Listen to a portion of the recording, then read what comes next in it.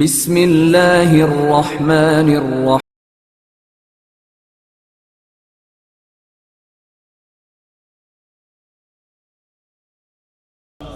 وعلى أهل بيته الطيبين الطاهرين المعصومين المظلومين سيما بقية الله في الأرضين الإمام الثاني عشر المهدي المنتظر اللهم صل على محمد وعلى محمد. ولعنة الله على أعدائهم أجمعين من العان إلى قيام يوم الدين. أما بعد فقد قال الله تبارك وتعالى في محكم كتاب المجيد وفرقان الحميد وقوله الحق. بسم الله الرحمن الرحيم. قل لا أسألكم عليه أجرا إلا المودة في القربى. اللهم صل على محمد وعلى محمد. عزیزان گرامی، اجر رسالت کا سوال کیا گیا تو اجر رسالت کے بدلے میں پروردگار دو عالم نے مودت اہل بیت کا سوال کیا ہے. دیکھیں، ہماری گفتگو اجارے کے متعلق چل رہی تھی اور قرآن مجید میں بھی اجارے کے متعلق اور اجر کے متعلق بھی گفتگو ہوئی ہے. اہل بیت علیہ السلام کا ذکر ایک بہترین وسیلہ ہے، ایک بہترین ذریعہ ہے اپنے مرحومین کے لیے اصال ثواب کا. مخصوصاً روز جمعرات اور روز جمعہ یہ ایسے ایام ہوتے ہیں کہ سید الایام کہے جاتے ہیں، کہ جس میں دعائیں قبول ہوتی ہے، جس میں پروردگار کی بارگاہ میں گناہ بخشے جاتے ہیں. تو مرحومین کے لیے بھی اصال ثواب کرنا باعث اجر اور ثواب ہے، اور مرحومین محتاج ہوتے ہیں، منتظر ہوتے ہیں کہ ان کے لیے اصال ثواب کیا جائے، ان کے لیے کوئی نیکی اس دنیا سے بھیجے، اس لیے کہ وہ اپنے لیے کوئی نیکی کسب نہیں کر سکتے ہیں. دنیا میں جو لوگ زندہ ہیں وہ نیکی ابھی کما سکتے ہیں، وہ نیکی کسب کر سکتے ہیں اور ایصال ثواب کر سکتے ہیں اپنے مرحومین کے لیے. تو ذکر اہل بیت سے بڑھ کر کوئی نیکی ہم اپنے مرحومین کے لیے بھیج نہیں سکتے. بہترین وسیلہ ذکر اہل بیت ہے کہ اللہ کو یہ ذکر پسند ہے. دیکھیں، ایک سوال کیا گیا کہ اجارے کے متعلق جو احکام اجارہ بیان کیے گئے تھے کہ جہاں پر ہم کوئی چیز کرائے پہ لیتے ہیں، اس کا جو اجرت ہوتی ہے وہ اجرت دیتے ہیں، چاہے وہ مکان ہو، چاہے وہ دکان کی صورت میں ہو، چاہے وہ ایک انسان کی شکل میں ہو، کہ ہم ایک کاریگر یا ایک مزدور وہ کرائے پر لیتے ہیں، اسے کام کرواتے ہیں اور اسے خدمت لینے کے بعد اس کا اجر ہم دے دیتے ہیں. یہ بھی اجارے کے ضمن میں آتا ہے. ساتھ ہی ساتھ اسی کے ضمن میں یہ بھی بیان کیا جاتا ہے کہ اگر کوئی کاریگر کسی شے کو بنانے کے لیے اگر وہ لے اور اس کے ہاتھ پر اگر وہ چیز خراب ہو جاتی ہے تو اس شے کا ذمہ دار ہے کہ وہ اسے صحیح و سالم لوٹائیں. جیسے آج کل بہت سارے ایسے دکان ہوتے ہیں ٹیکنیکل، جہاں پر کوئی چیز خراب ہو جاتی ہے اسے بنایا جاتا ہے. جیسے فریج ہو، ٹیلی ویژن ہو یا موبائل ہو، گھڑی ہو، خراب ہوئی آپ کسی دکاندار کو دیتے ہیں کہ جو بناتے ہیں، تو وہ ٹیکنیشین ہے، وہ کاریگر ہے، وہ بنانے کے لیے لیتا ہے، وہ ذمہ داری لیتا ہے کہ میں اسے بنا سکتا ہوں اور میں آپ کو اس کو بنا کے دیتا ہوں. در حقیقت میں ایک عرفی طور سے ایک ایگریمنٹ ہوتا ہے، چاہے اگرچہ زبان سے کہا بھی نہ جائے، عرفی طور پر یہی سمجھا جاتا ہے کہ آپ یہ چیز جانتے ہیں، آپ بنا سکتے ہیں اور بنا کر دے سکتے ہیں. اگر انسان نہیں جانتا ہو تو وہ قبول نہ کرے کہ بھئی یہ چیز नहीं बन सकती है, ये आप इससे ले लीजिए। अगर कोई जिम्मेदारी ले रहा है तो फिर अगर उसे ख़राब कर दें वो उसका ज़िम्मेदार है, वो उसका ज़िम्मेदार हो जाता है।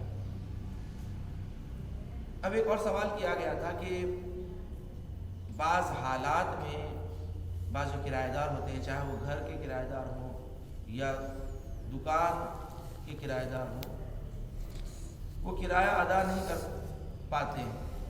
जैसे पेंडेमिक हालात हो गए, लॉकडाउन हो गया, या ऐसे हालात हो गए कि मसलन कारोबार चल नहीं रहा है, तो क्या इस सूरत में किराएदार और मकानदार के जो दरमियान जो करारदाद हुई है, एग्रीमेंट हुआ है कि यहाँ पर अगर कोई किराएदार किराया अदा ना कर सके तो क्या वो बरी ज़िम्मा है? क्या एक दुकानदार अगर कारोबार ना चलने की वजह से क्या वो बरी ज़िम्मा हो जाता है कि वो किराया अदा ना करें? तो शरई एतबार से हरगिज़ ऐसा नहीं।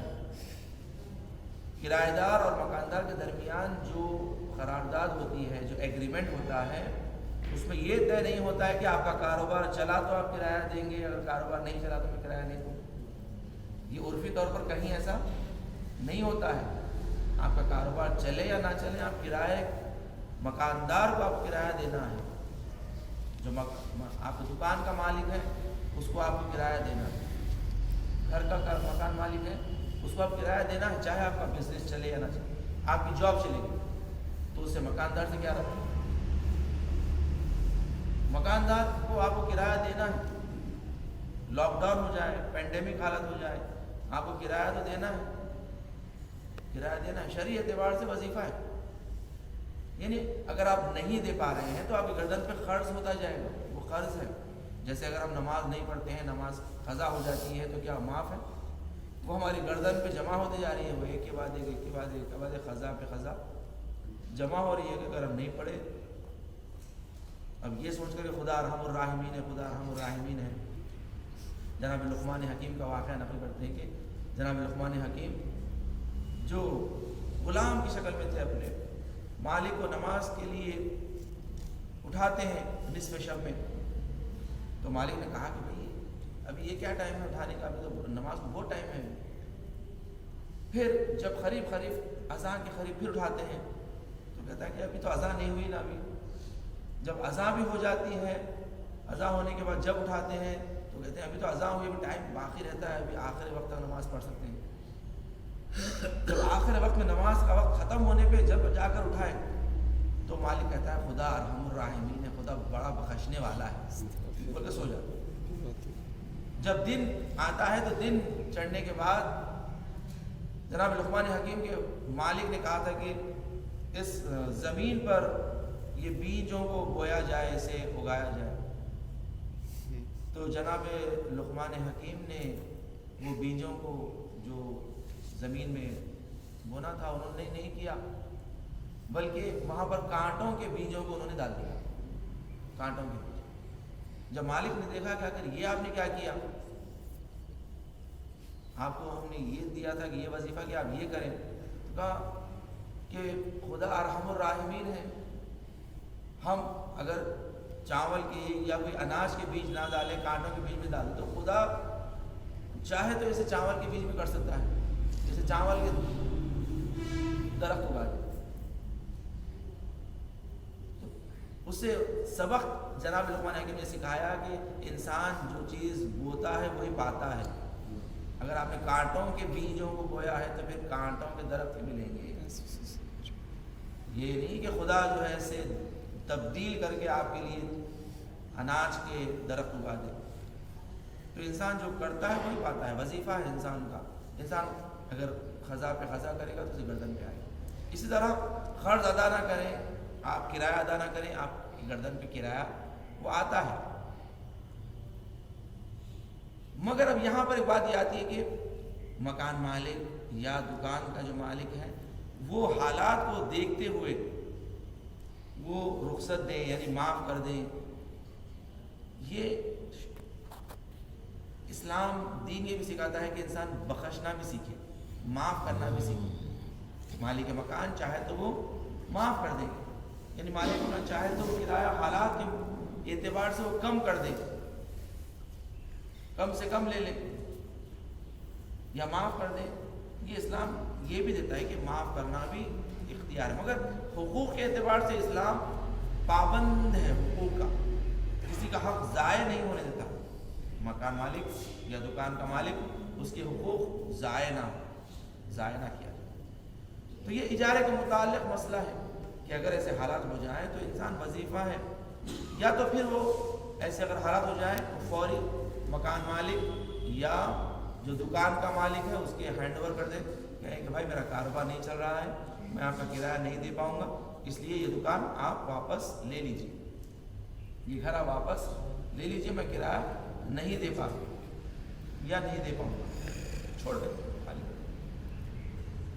حقوق کے اعتبار سے اسلام پابند ہے کہ اجر یعنی اجیر کی اجرت کو ادا کرنا اسلام بڑی سختی سے، روایت میں ہے پیغمبر اکرم محمد مصطفیٰ صلی اللہ علیہ وسلم کہ مزدور کا پسینہ سوکھنے سے پہلے اس کی اجرت دے دی جائے۔ اسلام یہ سکھاتا ہے کہ مزدور کا پسینہ سوکھنے سے پہلے اس کا اجر اسے دے دیا جائے۔ دیکھیں ایک سوال ہوتا ہے، کیا جو مزدوری ہوتی ہے کسی مزدور کی یا کوئی بھی رینٹ ہوتا ہے کرائے کا مکان کا، شروع میں دینا چاہیے یا آخر میں دینا چاہیے؟ تو کہتے ہیں کہ یہ تو ایگریمنٹ پہ ڈیپینڈ کرتا ہے کہ مکان مالک کا کرایہ دار کس پہ ایگریمنٹ کرتے ہیں کہ شروع میں دیا جائے یا آخر میں دیا جائے، مگر عرفی طور پر ہمیشہ کوئی کام ہونے کے بعد کرایہ دیا جاتا ہے۔ آپ نے گھر استعمال کیا 1 مہینہ، اس کے بعد اس مہینے کا کرایہ دیا جائے۔ اسلامی کے اعتبار سے، عرفی اعتبار سے یہی قانون ہے کہ کوئی چیز آپ استعمال کرنے کے بعد کرایہ دیں۔ اسلام دین بھی یہ سکھاتا ہے، انبیاء علیہ السلام نے اپنی خدمت کرنے کے بعد ان سے اجر کا سوال کیا گیا۔ جب پیغمبر نے خدمت کی، دین پہنچایا، تو جب اصحاب کے ذہن میں آئے کہ ہم بھی کچھ اجر ادا کریں، یا رسول اللہ ہم اس کی تو پہلے میں اس کے بدلے میں ہم آپ کو کیا اجر ادا کریں؟ آپ دیکھیں کیا اجر ادا کر سکتے ہیں رسول کی خدمت کا، دین کا۔ مگر پروردگار آگے بڑھ کر کہا، جب 1,24,000 پیغمبروں سے جب بھی سوال کیا جاتا تھا کہ ہم آپ کے اجر کیا دیں، ہم آپ کو اجر کیا دیں، تو سارے انبیاء یہی کہتے تھے کہ ہمارا اجر خدا کے ساتھ، ہمارا اجر خدا کے ساتھ۔ مگر جب آخری نبی آیا، جب آخری نبی سے سوال کیا گیا، تو آخری نبی نے یہ نہیں کہا کہ ہمارا اجر خدا کے ساتھ ہے، اب خدا نے کہا اب یہاں اجر مانگو، اس لیے کہ اب کام مکمل ہو گیا ہے، دین مکمل ہو گیا ہے، نعمت کو ہم نے تمام کر دیا ہے۔ الیوم اکملت لکم دینکم واتممت علیکم نعمتی ورضیت لکم الاسلام دینا۔ صلوات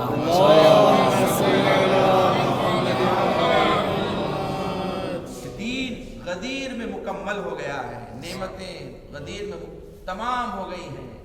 جب جہاں تمام ہو جاتی ہے وہاں اجر مانگا جاتا ہے۔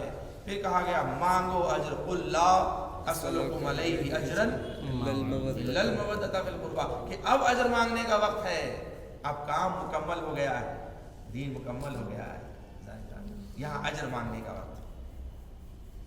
دیکھیں اسبغ ابن نباتہ کہتے ہیں کہ ایک مرتبہ میں جب مولا کی خدمت میں پہنچا کہ جب آپ ضربت لگ چکی تھی، تو ایک مرتبہ جب مولا کی خدمت میں آیا، مولا سے میں نے سوال کیا کہ مولا میں ایک حدیث آپ کو سننا چاہتا ہوں اور اس کے بعد چلا جاؤں۔ تو مولا نے قریب بلایا، کہا اسبغ اپنا ہاتھ میرے ہاتھ میں لے۔ اسبغ کا ہاتھ میں لیتے ہیں، اس کے بعد کہتے ہیں اسبغ ایسے ہی رسول خدا کا آخری وقت تھا اور رسول خدا نے میرا ہاتھ اپنے ہاتھ میں تھاما اور کہا یا علی جاؤ، جا کر منبر پر یہ اعلان کر دو کہ خدا کی لعنت ہو اس پر کہ جو ماں باپ کا آخ شدہ ہے، ماں باپ نے اسے آخ کر دیا، خدا کی اس پر لعنت ہو۔ اور جا کر یہ بھی اعلان کر دو کہ خدا کی لعنت ہو اس پر غلام پر کہ جو اپنے مالک سے فرار کر، اور یہ بھی کہو جا کے کہ خدا کی لعنت ہو اس پر کہ جو اپنے اجیر کا اجر ادا نہ کریں، اجیر کی اجرت ادا نہ کریں، اس پر خدا کی لعنت ہو۔ تو ایک مرتبہ مولا کہتے ہیں اسبغ ابن نباتہ کو کہ میں منبر پر گیا اور جا کر میں نے یہ اعلان کر دیا کہ پیغمبر نے فرمایا ہے کہ خدا کی لعنت ہو اس اولاد پر کہ جو ماں باپ کے آنکھ شدہ ہے، جو ماں باپ کا دل دکھاتے ہیں اور ماں باپ کو تکلیف پہنچاتے ہیں، ان پر خدا کی لعنت۔ اور پیغمبر نے یہ بھی فرمایا کہ خدا کی لعنت ہے اس غلام پر کہ جو اپنے مولا سے فرار کر لیتا ہے۔ اور پھر رسول نے یہ بھی فرمایا کہ خدا کی لعنت ہو اس پر کہ جو اجیر کی اجرت ادا نہیں کرتا، اجیر کی اجرت میں خیانت کرتا ہے، اجیر کی اجرت انہیں نہیں دیتا ہے، ان کی اجرت کھا جاتا ہے یا ڈبو دیتا ہے۔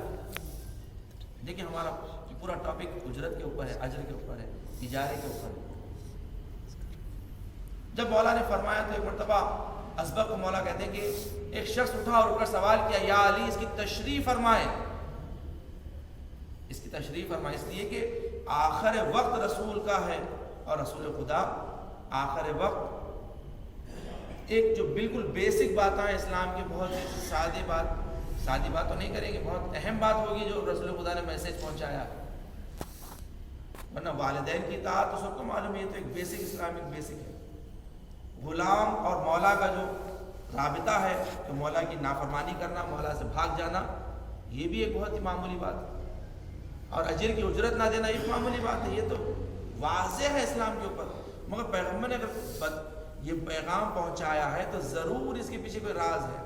یا علی تشریف فرمائے، تو مولا کہتے ہیں اس وقت میں واپس آیا اور آ کر رسول خدا سے کہا، رسول خدا اس کی تشریح کیجیے۔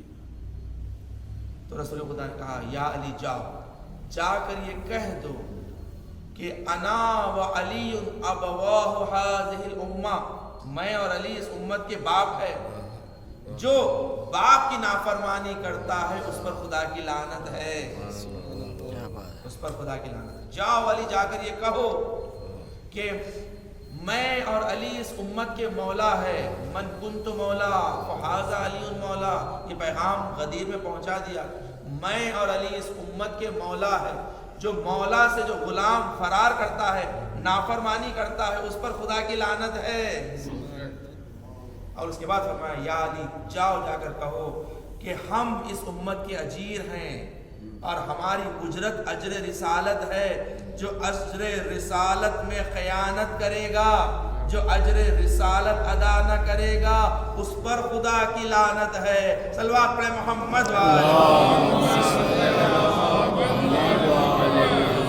دیکھیں اجر رسالت پیغمبر نے فرمایا یہ اجرت ہے، اور ہم اجیر ہیں اس امت کے، ہم اس امت کے اجیر ہیں، جو ہماری اجرت میں خیانت کرے گا اس پر خدا کی لعنت ہے۔ اور ہماری اجرت مودت اہل بیت ہے، اہل بیت کی بارگاہ میں اپنی مودت کو پیش کرنا، اپنی محبت کو پیش کرنا۔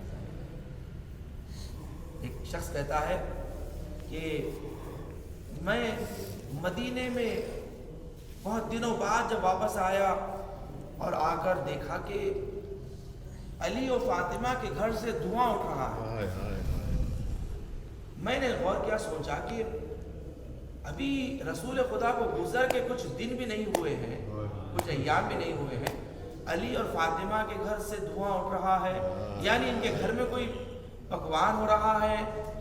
مگر ہم نے تو یہ سنا ہے کہ میت کے گھر میں 3 دن تک پکایا نہ جائے، چولہا جلایا نہ جائے، اور مستحب ہے کہ رشتہ دار اور محلے والے میت کے گھر میں کھانا پہنچائیں، ان کے پاس 3 دن تک کھانا پہنچائیں۔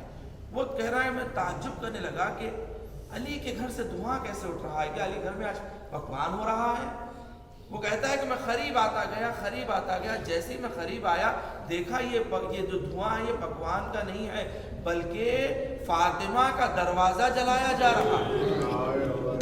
یہ دیکھ کر میں سوچنے لگا کہ کاش میں یہ منظر نہ دیکھتا، یہ وہ دروازہ ہے کہ 6 مہینے تک رسول خدا جس دروازے پر کھڑے ہو کر سلام کرتے تھے، السلام علیک یا اہل بیت النبوہ و معدن الرسالہ، سلام ہو اہل بیت رسول، جس دروازے پر کھڑے ہو کر رسول سلام کیا کرتے تھے، جس دروازے کا بوسہ دیا کرتے تھے، آج وہ دروازہ جلایا جا رہا ہے۔ صرف دروازے کو جلایا ہی نہیں گیا بلکہ جلتا ہوا دروازہ رسول کی بیٹی کے پہلو پہ گرایا گیا. ارے در و دیوار کے درمیان فاطمہ کا پس جانا.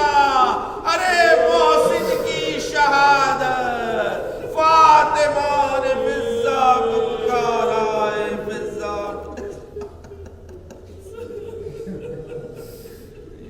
اللہ علی قوم الظالمین وسیعلم الذین ظلموا ایام الدین. بارلا پروردگار ہم سے ذکر خلیل کو قبول فرما. بانی مجلس حاضرین سے ذکر کو اپنی بارگاہ میں قبول فرما. بانی مجلس کے مرحومین کو درجات عالیہ نصیب فرما. پروردگار تجھے واسطہ محمد و آل محمد کا جو مومن بیمار ہے امین التماس سے دعا کہتے ہیں بالخصوص ہمارے مسلی کا فرزند نواسا بیٹا ہے جو لندن میں اس بچے کا آپریشن ہے ہاشم بابا جس بچے کا نام ہے. پروردگارہ اس بچے کو صحت کاملہ و عاجلہ عنایت فرما. عالیہ فاطمہ خورشید بھائی کو صحت و سلامتی عطا فرما. دنیا میں جہاں جہاں مومنین و مومنات ان کی جان و مال عزت و آبرو دین و ایمان کی حفاظت فرما. مقامات مقدسات کی حفاظت فرما. جنت البقیع جنت المعلیٰ کی تعمیر دیکھنا نصیب فرما. علماء اعلام مراجع کرام کا سایہ ہمارے سروں پر قائم دائم فرما. دشمنان اہل بیت دشمنان اسلام کو نیست و نابود فرما. امام زمانہ کے ظہور میں تاجیل فرما. ہمیں امام کے آوان و انصار میں شمار فرما. آپ سے گزارش